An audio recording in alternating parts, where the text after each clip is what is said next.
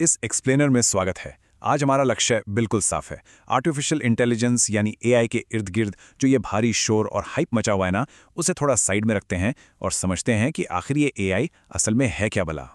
तो फटाफट आज के रोड मैप पर एक नजर डालते हैं। हम शुरू करेंगे द बज़वर्ड क्राइसिस से, फिर एक साफ परिभाषा समझेंगे, इसके 4 स्कूल्स देखेंगे, कुछ मिथक और ट्यूरिंग टेस्ट पर बात करेंगे, शिफ्टिंग गोल पोस्ट को समझेंगे और आखिर में देखेंगे हमारी रोजमर्रा की जिंदगी में एआई का रोल। चलिए सबसे पहले बात करते हैं सेक्शन 1 की, द बज़वर्ड क्राइसिस। आखिर क्यों एआई शब्द का मतलब आज कुछ भी नहीं है और देखा जाए तो सब कुछ है। अब सबसे बड़ा सवाल, आखिर एआई असल में है क्या? मजेदार बात यह है कि अगर यही सवाल एक 12 साल के बच्चे, किसी मार्केटिंग एग्जीक्यूटिव और एक कंप्यूटर साइंस रिसर्चर से पूछा जाए तो इस बात की पक्की गारंटी है कि तीनों बिल्कुल अलग और शायद एक दूसरे के एकदम उलट जवाब मिलेंगे।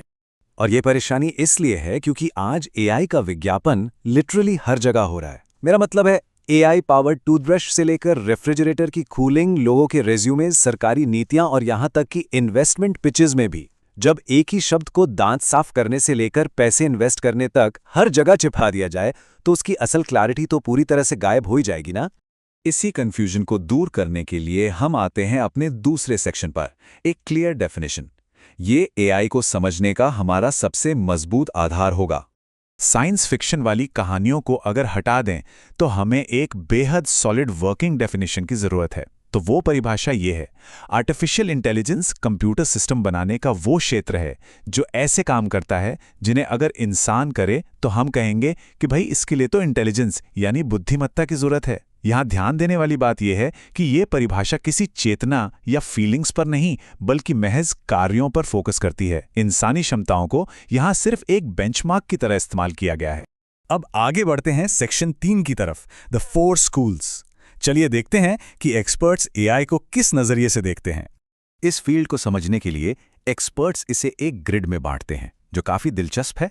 अगर ये लगता है कि एआई का मतलब सिर्फ इंसानी दिमाग की हूबहू नकल करना है तो ऐसा नहीं है। ज्यादातर मॉडर्न एआई का फोकस एक्टिंग रैशनली यानी सही और तार्किक तरीके से काम करके बेहतरीन रिजल्ट देने पर होता है। आसान शब्द में कहें तो इंसानी दिमाग यहां सिर्फ एक इंस्पिरेशन है, कोई फिक्स ब्लूप्रिंट नहीं। चलिए अब आते हैं सेक्शन 4 पर, मिथक और ट्यूरिंग टेस्ट। यहां हम कल्पना और वास्तविकता को अलग अलग करेंगे। ये समझना जितना जरूरी है कि एआई क्या है, उतना ही ये जानना भी जरूरी है कि एआई क्या नहीं है।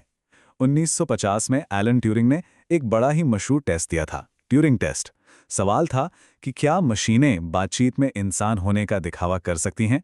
पर आज के समय में इस टेस्ट में काफ़ी खामियां मानी जाती हैं, क्योंकि ये मशीन की असल समझ को नहीं बल्कि उसकी इंसान को महज धोखा देने की क्षमता को इनाम देता है। हॉलीवुड फिल्मों ने दिमाग में ये बिठा दिया है कि एआई का मतलब कोई फीलिंग्स और खतरनाक इरादों वाली मशीन है। पर सच बताऊं, असलियत इससे कोसों दूर है। ये सिर्फ एक बेहद लिमिटेड, नैरो और स्पेशलाइज्ड सॉफ्टवेयर है जो बैकग्राउंड में किसी सर्वर पर चल रहा है।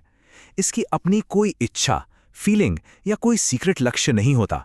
तो एक बार में कुछ चीजें एकदम क्लियर कर लेते हैं। एआई कोई फिजिकल रोबोट नहीं है, ये अवेयर या कॉन्शियस नहीं है, ये हमेशा सही भी नहीं होता, ये बड़ी बड़ी गलतियां करता है और वो भी पूरे कॉन्फिडेंस के साथ।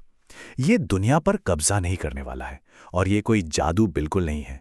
इसे इंसानों ने ही बनाया है, इसलिए इसके हर एक्शन के पीछे हमेशा एक इंसान की ही जिम्मेदारी होती है।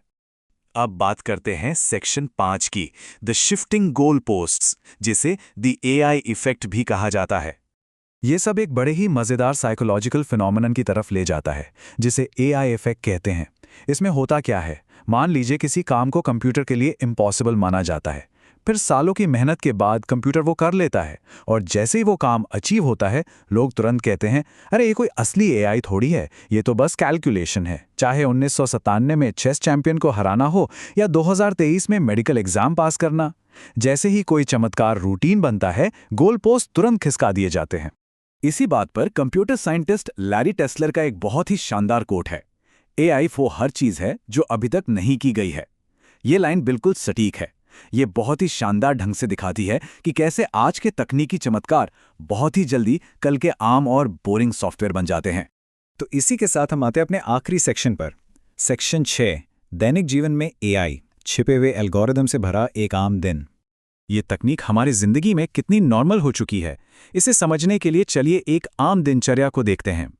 सुबह 6:30 बजे फ़ोन के फेस अनलॉक के कंप्यूटर विजन से लेकर सुबह 8 बजे डिजिटल पेमेंट करते वक्त बैकग्राउंड में चलने वाले फ्रॉड डिटेक्शन तक, दोपहर में डिलीवरी ऐप्स की टाइम प्रिडिक्शन से लेकर रात 11 बजे स्ट्रीमिंग सर्विस के होम पेज पर्सनलाइजेशन तक, ये सब कुछ और नहीं बल्कि छिपे हुए एल्गोरिदम हैं जो अपना अपना स्पेसिफिक काम कर रहे हैं।